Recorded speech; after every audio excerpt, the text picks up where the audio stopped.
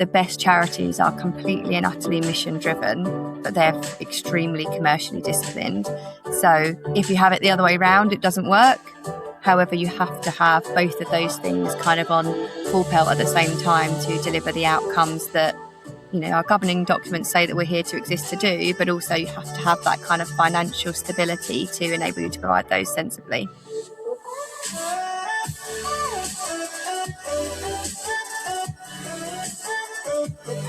Pleased to have Roxanne joining us on the Charity Changemakers Podcast today. Thanks so much for being here. Thank you for having me. That's brilliant. And look, I always like to hand over to the guests, first of all, to give you a minute or so just to introduce who you are, tell us a little bit about the job and what you do. Perfect. Thanks, Adam. I'm Roxanne Lawrance. I have the absolute privilege of being the CEO of Teens Unite, a charity founded 20 years ago by Karen Millen and Debbie Pisani. And they volunteered their time on cancer wards and identified that there was a significant gap in the cancer care system. Surviving cancer is critical and something we've all heard about. However, overcoming cancer is about more than survival. It's about allowing people to rebuild their lives again. So Teens Unite exists to do exactly that. We provide young people 13 to 24 with the opportunities and the support that they deserve to ensure that their cancer diagnosis doesn't define their future for them. We're based in Hertfordshire, but we support young people across the country. And interestingly, we are embarking on quite a significant project to build the first dedicated retreat for young people to provide them with short residential breaks to enable us to deliver our programs for young people living with the long-term emotional, social and physical effects of cancer. So it's an absolute privilege to lead a really exceptional organisation making a real difference to the lives of other people. Yeah, absolutely. And we're really pleased to have you on the podcast today to find out more about, obviously, the organisation and the incredible work that you've just given us a snapshot there that you're doing. And we'll move into hearing more about that and obviously your career journey. But before we get into the big stuff, we've got these quickfire questions that we like to throw at our guests, the opportunity for the listener to get to know you a little bit, Roxanne. So what does a day off or a weekend off, hopefully they come around fairly regularly for you, those days off, what do they look like for you? Wishful thinking. Interesting. These are the trickiest questions. No. So on my time off, I have 2 preteen daughters. So I spend lots of times chauffeuring, cheerleading them on from the sidelines of all their sports and spending time with friends and family. Yeah, brilliant. No, that's great. Good. And second quick fire for you. What's a small thing that brings you a disproportionate amount of joy? This is the one that got me stumped. So I would say probably the calm moments. They don't happen very often in a very busy work that's extremely demanding kind of sector, and also family life too. So the calm moments that happen surrounded by the people that mean the most to me, and preferably on a beach with a cocktail in hand and watching a sunset. But if not, just having nice quality time together. Yeah, absolutely. I love that. It's been a bit of a theme, I think, of that question through this series. As there's been something about getting outdoors. So you talked there about the beach. We've had talk with people about a whole range of different things. But actually, all of that common denominators has been about. And obviously, we really have chief execs and directors of charities on the show. Has been about finding space and some solitude as well for some people. And being out. So no, that's great. And thinking about your role, what's one thing, there might be more, that people assume about your job that just isn't true?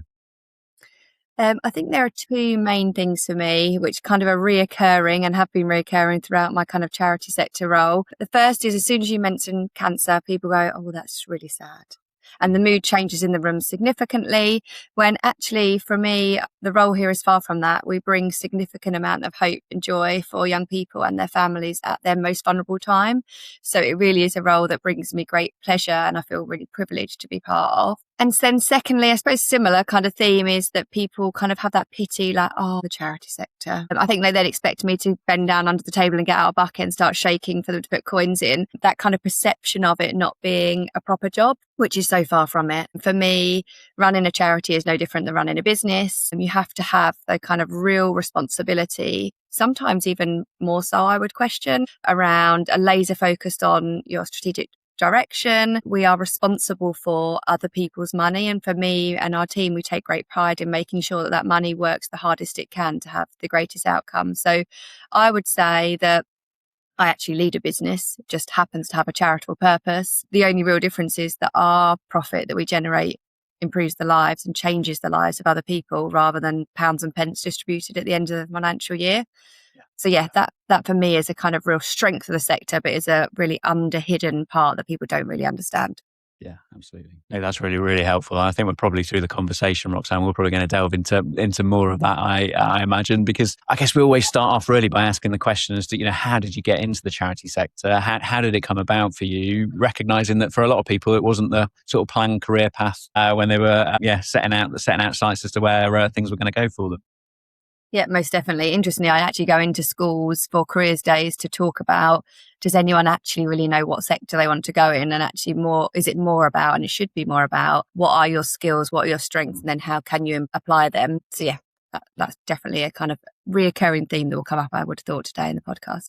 Yes, yeah, absolutely. So how did it all start for you? How did you get into the sector? So interestingly, going back to the kind of school part, we all probably remember those dreaded conversations. What do you want to be? And for me, it wasn't a doctor or a teacher, and I wasn't really sure. So I left school with really good grades. There was an expectation to go to university. Personally, that wasn't for me, even though I had some fantastic spaces at some really good top universities. I found an employer at the time, and most importantly, actually, a boss that really believed in me. I worked hard. I actually studied concurrently while I was in that employment. So I went on to qualify as a business analyst, and I later then in my early 20s managed a large contact centre for a major publishing house with significant sales targets. Yeah, and was really on that kind of career trajectory. Again, if you asked me what I wanted to be, that wasn't what I would have said. However, I really got the buzz for working in a large dynamic team, striving towards achieving something. While I was doing that, I grew older and I volunteered for Teens Unite. Yeah. So I was on maternity leave with my first daughter, and I wanted to use my skills to make a difference. I fell in love with the charity's mission and vision, and I realised very quickly that they were driven by a significant amount of passion. So both of the co-founders of the charity, I touched on at the beginning, the reason they established the charity, they had every amount of passion and they were laser focused on why we existed. However, the strategy and the kind of goals around how that could scale didn't exist. And that's the bit that excited me. So I volunteered while I was on maternity leave. I helped them define what that strategy would look like to make sure that all of the young people's lives that they were touching had the opportunity to thrive beyond their diagnosis. I went back to my job and I continued to volunteer for several years. I remained really committed to the charity and the ethos of what they were trying to achieve and loved watching and cheering them from the sideline. I had genuinely built a career that I absolutely loved. I travelled around the country, and stepping away from that felt extremely scary, but I knew that there was a point that work must be more than money. Yes. And as a parent, that became closer to home, I think. So then nearly 9 and a bit years ago, I said to our charity founders and their trustee board at the time that, okay, I'm happy to come on board and use your passion alongside my kind of structure to really drive Teens Unite to the place that it, should be, and therefore the more young people that we could help. So I decided to join the team. I said I would join for 2 years, interestingly, and make a difference, and then kind of just sweep back into my career. And actually this became my career. It became a job that I absolutely loved. It's a reoccurring theme with most people, especially the CEOs and kind of leaders I speak to in other charities. They kind of come into the charity sector for a period of time, and it does definitely kind of tick different boxes that get you up in the morning. So I kind of talk about that I didn't leave a business to join a charity. I've actually brought my business skills to a charity and completely fell in love with the difference that we can make and the purpose that we can deliver every day. Yeah, absolutely. And I love that journey from the sort of volunteering in the organisation to then clearly, obviously, then leading the organisation. Was there a reason as to why you sort of put that? This is 2 years. I'm going to come and do it, and then transition back. Yeah, I'm interested in the mindset there. Yeah, I'm somebody that's extremely ambitious and always have been. So they talk about like a 2-year career itch. I have always worked towards pushing different goals over a period of time for myself personally, and therefore the people that are around me. And that could be learning something different. So I believe you should always be learning as a leader. That could be encouraging those around you to learn and lead. And for me, that was the kind of period that I'd set that I knew that I could join the organisation, make a significant difference, and actually set them up to be in the best possible place to thrive, without me. However, now I've kind of got that FOMO factor, I suppose, where I wouldn't want to not be part of what we are continuing to drive and achieve. Yeah, absolutely. Yeah, I guess it gets under the skin once you've thrown yourself in. But I guess I was interested in that sort of coming from a commercial mindset as to, okay, we're going to go this, and this, and then there's going to be something next for me. But clearly, obviously, what you were building and being a part of at Teens Unite, it was like, can't walk away. Yeah, exactly. And we went into the pandemic literally like a few weeks after. So that was after I kind of moved and created the structure of the team that I wanted. We then went into the pandemic, which was a whole new setup for charitable organisations. But it proves to me that I think you move and evolve over a period of time. And for me, we've been able to have the kind of freedom, but also the structure to create that here in this organisation. And it's a big transition for the organisation. That's, from being founder led to having somebody else coming in and helping, lead as well. Just talk us through a little bit, I guess, how that was. Yeah, of course. Look, there are some fantastic strengths in that in terms of actually, to be a successful charity, I do believe that you have to be laser focused on that mission, but also accountable for, the finances and a strategic direction. And actually those charities that are kind of most successful in terms of the impacts they have both of those running concurrently. And that's something that I've been really privileged to have here at this charity. So our founders are still very much laser focused on, why we exist, what we're here to prove. And that really does feed through in all of the setup we have. I'm delighted that we've introduced kind of youth boards that mean that we actually hear and feel from the young people whose lives we're supporting and that of their parents. So I think it's important to have that so close. We talk about having their voice at the heart of our organisation. We very much do. And I think sometimes in a business you don't have that. And then it's having that kind of level of responsibility that I cascade quite loudly to my team, that actually we have a duty and a responsibility of protecting that heart with the actions that we take. So whether that be funding decisions or, partnerships that we create or relationships, or equally how we spend the funds that we've raised, treating those with the utmost care means that we can help more young people in the long run. Yeah, absolutely. For the team, for the organisation, obviously having someone come in from a commercial background and that experience, what do you think that brought to the organisation that has helped it grow, evolve, thrive? Yeah, no, definitely. I think it's about how leadership skills are, if we go back to what I spoke about in terms of when I go in and speak in schools, skills are transferable. So for me, the leadership skills that I was very lucky to have kind of funded and structured in that kind of commercial world are extremely transferable into the charity sector. So people are people, and whether they're customers or donors, volunteers, staff, and actually the kind of ethos that I've created in my team here is about how we can have targets and drive and work towards those, very similarly to you would in a commercial space, which I think sometimes is shied away from in the charity sector. But actually it's that level of accountability and performance. So how we can come together, build those relationships, whether that be with the beneficiaries that we support and their families, or with our donors or volunteers or supporters, to make sure we have the best outcome from those conversations. So yeah, that's what I would say in terms of what I've created for my team. Also, I create a space for them.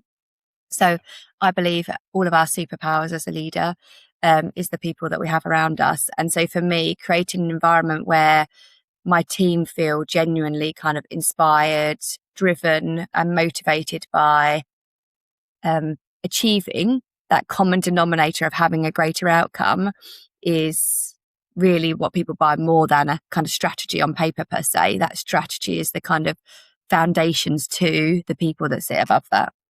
Yes, yeah, absolutely. And I'm really interested in that. I guess that developing a team and bringing team with you, and like you say, that superpower that kind of feels that you brought to the organisation.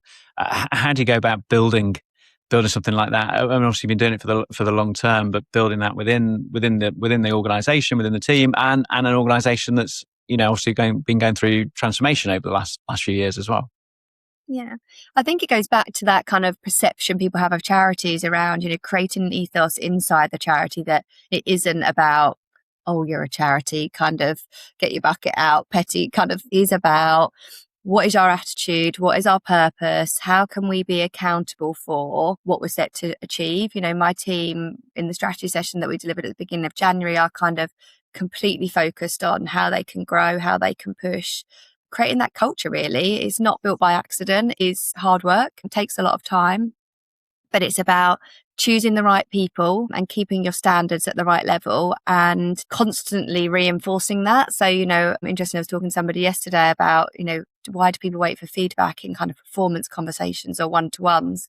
And actually that isn't something that I drive here in our team. It's about how we really acknowledge and recognize success, and we give each other honest feedback around when things aren't working. But quickly, we're a small team and things have to move quickly. Part of that momentum builds enthusiasm and responsibility. And I'm really lucky that I kind of push my team because I see the potential that they have. I give them the opportunities they deserve, and through them growing, I have the opportunity to grow. Yeah, that's one of my biggest kind of take homes when I do go home eventually of an evening and kind of put your feet up. Not that ever actually exists, but it's about thinking and acknowledging what's the people around me are achieving, and seeing that in them is really what makes me come to work each day. Yeah, yeah. And it feels a little bit like a shared ambition. I mean, you talked about obviously, early career working in a sales, when you work in that sales sort of environment where you're working towards a target, is that sort of a transferable thing that you've learned that you then brought across? And I know we're not chasing top dollar here for a different reason, but about that shared ambition about, clearly wanting to make the most impact in your beneficiaries' lives. Yeah, 100%. And actually, it's kind of that was a transition that I found kind of difficult initially, is having that kind of focus on targets in terms of sales, no different to that of kind of income generation and our kind of funding strategy. However, having that so closely aligned to the impact that you see. So as an organisation, we do get to see firsthand the impact that we have. So as a team, we kind of sit in exactly the same office. Half of the team very much are in contact every day with young people, and half are driving that income. And what that means is there's a real purpose around why we're driving that income. So yes, it isn't for an annual bonus at the end of the year that you might get in the commercial sector, but it is around seeing, okay, now we can deliver another beneficiary opportunity this year, or actually because of a partnership we've created, we can work with another fantastic organisation that probably really sets the young people that we exist to support ahead of others should they then go out, progress their career after their interactions with us.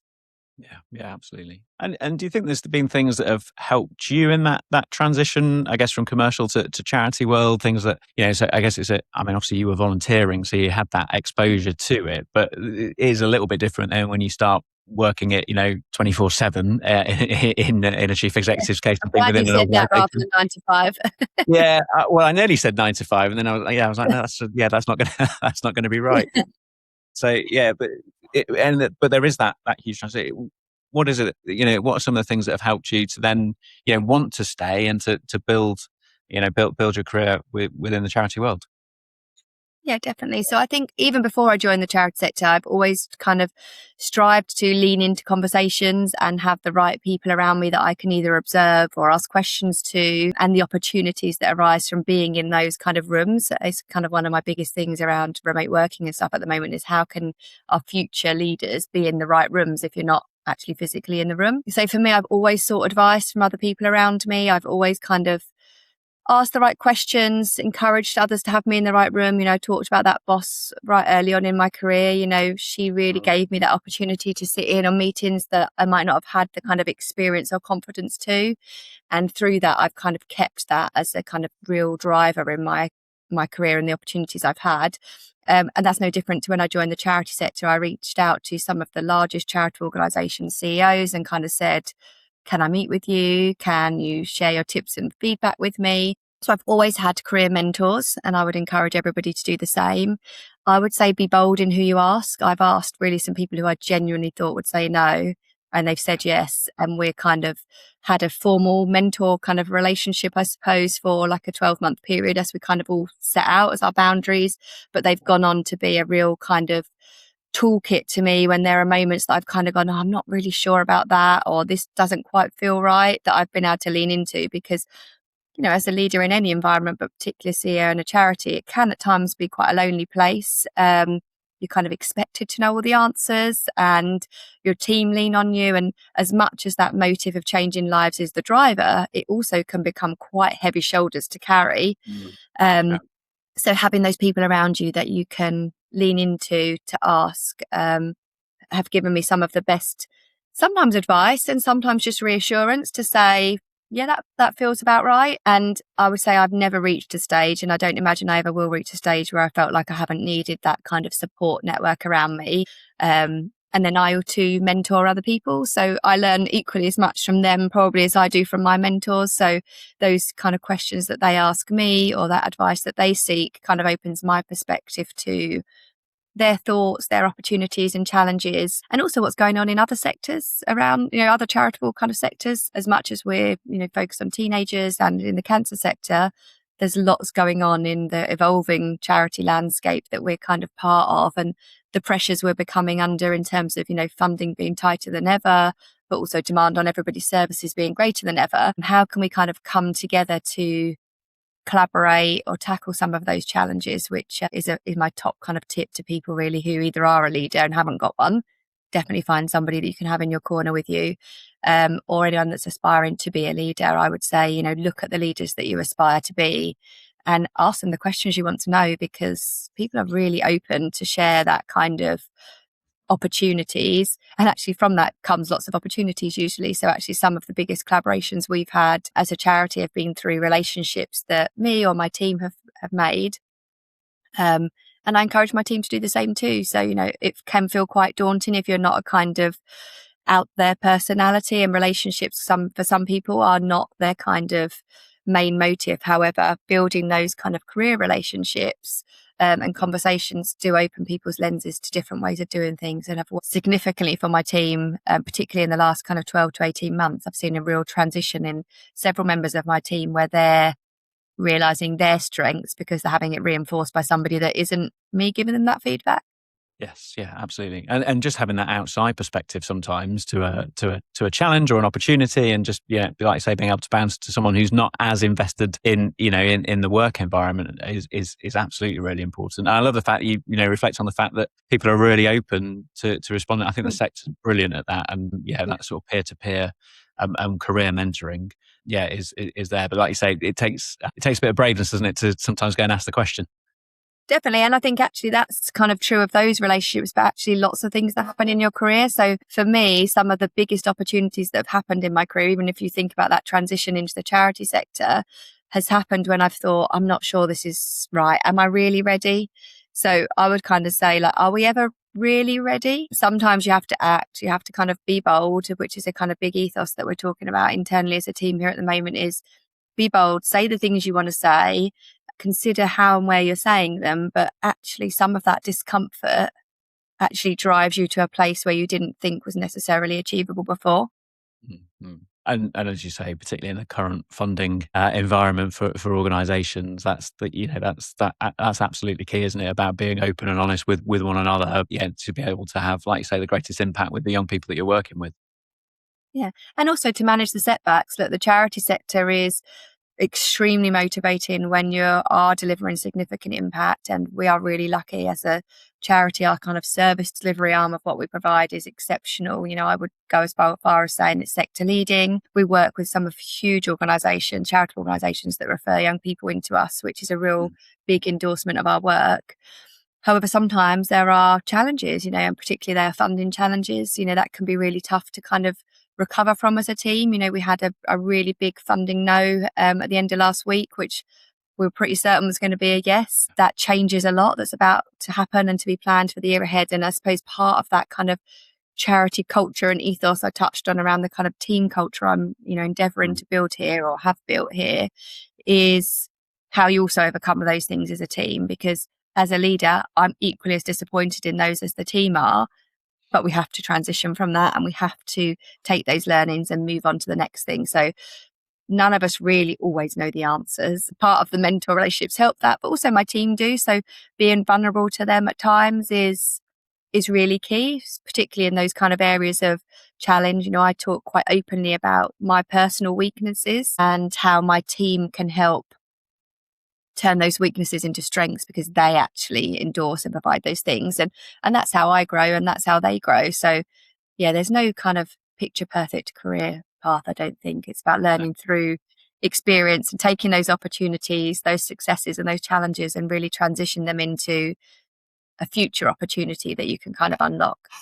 Yeah, absolutely. But I guess one of those common thing that I'm hearing is relationship, right? You talked about obviously about how you build relationships with obviously your team, that openness, that vulnerability, that that transparency across the team, but also the relationships that you've been able to build outside of sector or with other organisations to help obviously demonstrate, show the services that you offer and build those partnerships. So that kind of feels, as well as bringing that clearly from your commercial world. Yeah, 100%. And I think that's what it is, people by people. And through that, you have learned and evolved. So this is probably somebody else's quote that I've stolen. I don't know their name, but I say it regularly, which is, success isn't necessarily what you achieve, but it's what continues when you aren't in the room. So actually, I can kind of create an environment where people around me, whether that be my direct team or, their teams, or the other people that I have the interactions with in terms of mentors or business partners. But it's, how do they talk about you and your mission and vision when you aren't in the room with them? And that's where we've had the biggest success as a charity, even with our kind of corporate partnerships, relationships, is, seeing those people that are still very much in that commercial and corporate world say, oh, okay, that's how it works in the charity sector, and kind of opening their eyes to it. Yeah, is a big part of what those relationships, but that's all driven by the relationship you create with them. Yeah, absolutely. And I guess we'll have people that are listening to this that are feeling, they may well be working outside of the sector and hearing more about, the opportunities that are there. What's a piece of advice that you would give to them? Would you absolutely sort of recommend that going down the volunteering path?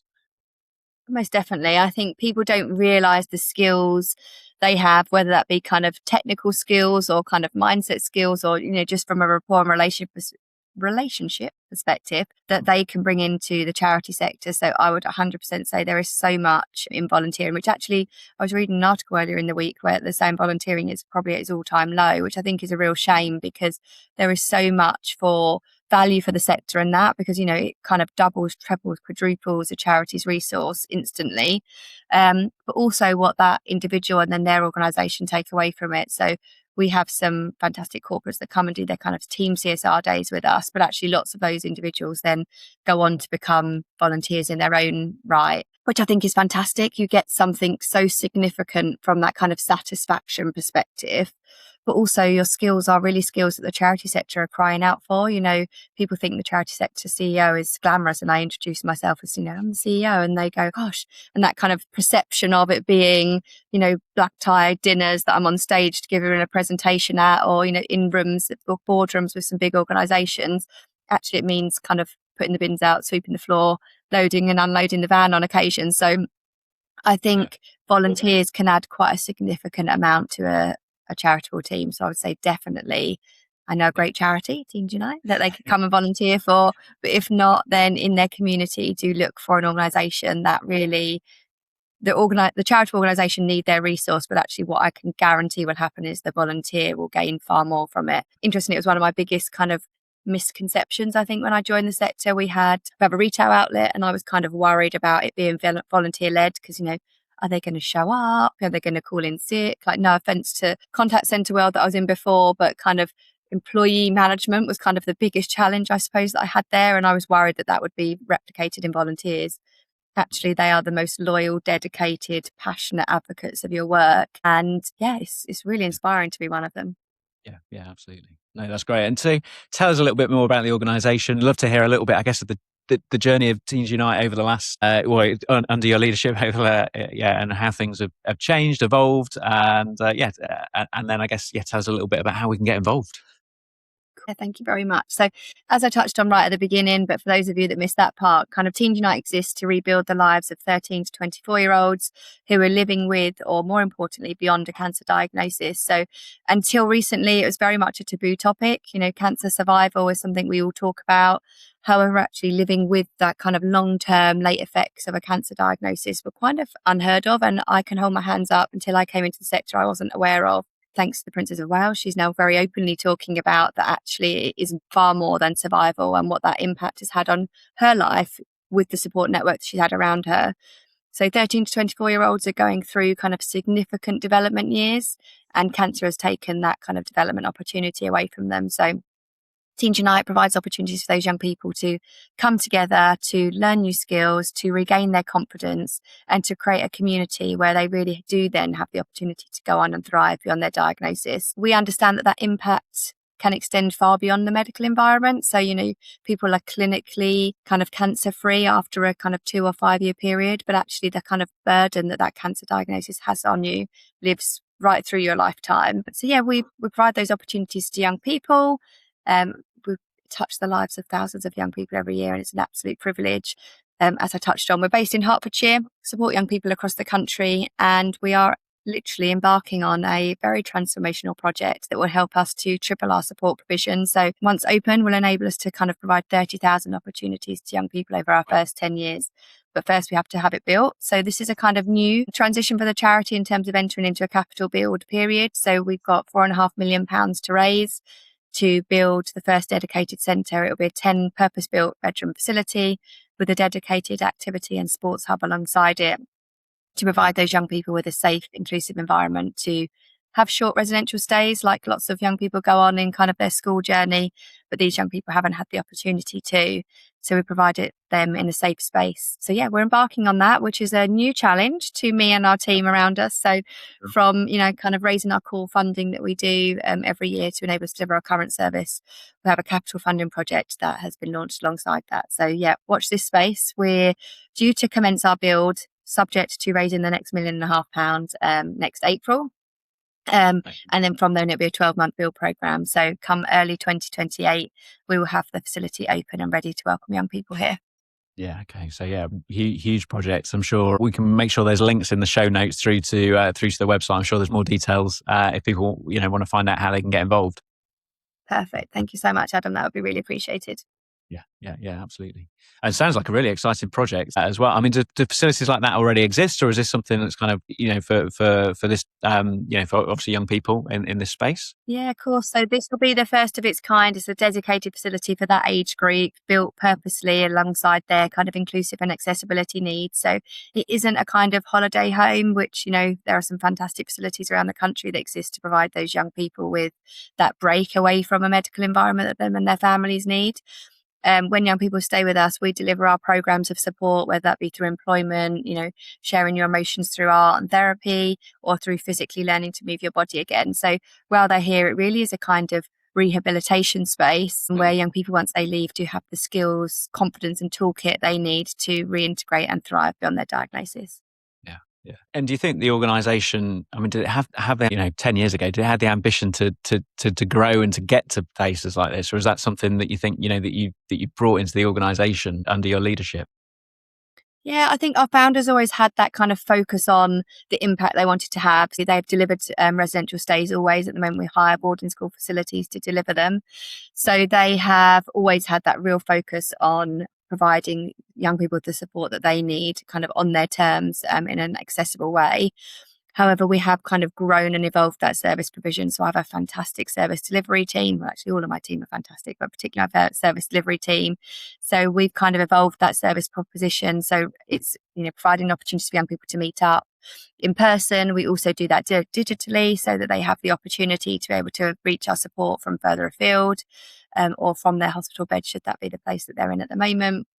And then our residential stays have just grown and evolved over time. So initially we delivered one of them, then the kind of wait list for them becomes oversubscribed. So then we deliver 2 each year, and they're kind of the demand for them is all-time greatest. So I think the founders and our trustees have always had the kind of goal to continue to expand our service when the demand for our service expansion has existed. So, we had a 45% increase on our registrations last year. So there very clearly is a demand for our services.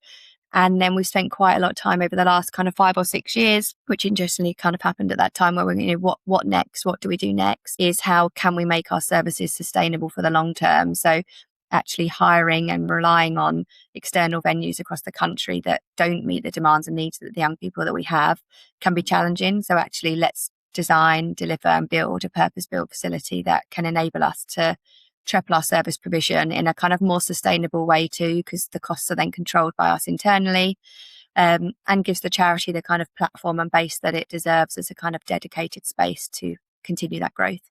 Yeah, no, really exciting and incredible to see the journey. And I guess you talk about sort of 5, 6 year journey. I guess that kind of hit at the same time as obviously COVID pandemic as well. Like you say, and you know, you sort of done that 2 years and then move into that space. But it sounds like that ended up being quite a transformative time for the organisation.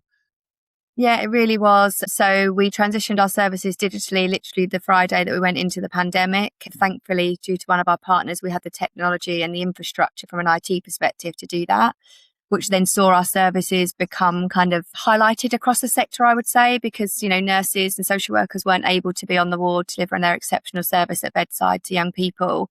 So Teens Unite really kind of stepped up and took a part and played a significant role in that. You know, young people were being diagnosed on their own, and we were there virtually to provide them with that support around a group of other people that had that kind of same journey going.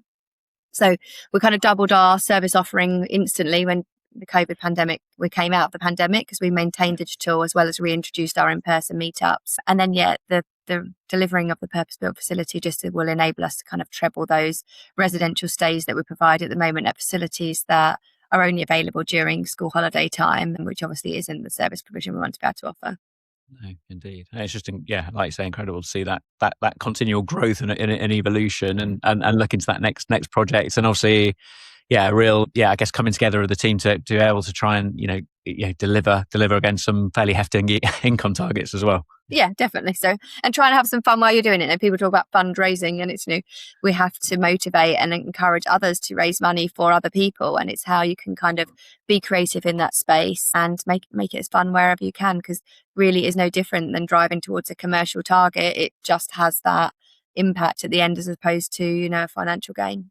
Yeah, absolutely. And you talked about some of the partnerships that you've been able to build to help, I guess, elevate the organisation within the sector, and I guess also corporate partnerships you talked about as well. I guess that real sense of working together seems to be a really common theme to our conversation. Yeah, I think working together, collaboration, asking when you don't know, being bold. So bold for you in your personal development, bold for the team around you, also bold in the relationships that you endeavour to build. We are working with some exceptional brands that, as a small, Hertfordshire-based charity, probably seemed out of reach a few years ago. But actually, once they kind of understand the mission, they kind of invested in the people. Some of those relationships have been really transformative, not only for us as a charity, but also for the young people they have. I talk very much about the young people that we support are at a point in their life where they've kind of been disadvantaged as a result of their cancer diagnosis. And actually, what advantage can we give them so that when they then do go on to their phase of employment in their life, that they have an advantage above their peers that they can shout about, rather than the disadvantage that cancer's caused to them. So I really am about not only making sure I'm in the right rooms and my team are in the right rooms, but also making sure that the young people that we support have the kind of brand network around them to go into an interview and say, actually, I've been and had a mentoring session delivered at X organisation, and then what that means for them in terms of their future opportunities is really inspiring. Yeah, but there's a persistence and a consistency that's needed, I think, isn't there, to building those partnerships, because it just they don't happen overnight or in a one meeting. Oh, definitely. There's a small terrier sitting on the floor that has to come out regularly to kind of push and drive those conversations. People do get people, but you have to get the right person to get you. So it's, being persistent, being quite tenacious, not always ready for some of those conversations. And I can look back at some pitches I've been into and gone, yeah, we weren't quite ready for that. But equally, some of those that we weren't ready for turned into fantastic relationships, and some of them weren't right for us at that time. It's about being tenacious in those kind of opportunities as well. Yeah, you kind of nailed it there. Yeah, absolutely. And I mean, we need to bring the podcast in to land these conversations. The conversations could just, I always feel like we could keep going. I say to quite a few guests, I'm going to have to get you back on for a second show. But if you, I guess, as you reflect as to where you are today, I mean, are there lessons that you potentially learned the hard way through, not just career in the sector, but career as a whole, that have sort of shaped you as the leader that you are today? Yeah, definitely. So I think I've touched on them during the thing, but kind of to summarize, I would say there's lots of times when I haven't felt ready, but you've kind of pushed myself in those opportunities to grow, whether that be a learning or, kind of pitching or an opportunity. So I'd say sometimes the things that scare us are the things that make us grow. So kind of be bold in that. And we've talked a lot about people and the kind of career relationships you build. So whether that be with your board or your leadership team or your internal team or those externally. That really is a big learning. And I think it's something that I'm kind of trying to, even though my children are still young, embed in them now. It's, what you put into those conversations is what you gain out. So that's, a real important lesson for everybody. Sometimes it can make you feel uncomfortable. Even things like this, going on a podcast, can make you feel uncomfortable. But actually what you gain in return is significant than that fear. And then I suppose the kind of thing to round off with, which it probably isn't salient for this audience, because I imagine your audience get this because they're in the charity sector. But for another podcast or another time, in terms of those that aren't, is actually that the charity sector is no different to a business or commercial sector. So the best charities are completely and utterly mission driven, but they're extremely commercially disciplined. So if you have it the other way around, it doesn't work. However, you have to have both of those things kind of on full pelt at the same time to deliver the outcomes that, our governing documents say that we're here to exist to do, but also you have to have that kind of financial stability to enable you to provide those sensibly. Yeah, absolutely. Roxanne, I'm so grateful for you coming on the show and for the insights that you've shared with us today. I think, so much that people are going to take away from the conversation, but I think, as I reflect on it and think about what we've talked about, I think when you put tenacity and passion and those two things together, you see organizations like yours that grow, evolve, and, continue to deliver more and great services and still have that ambition to want to keep growing and to reach more people. So it's just really inspiring. So grateful for you and your team and all that you do, for taking time to come and talk to us today on the Charity Changemakers podcast.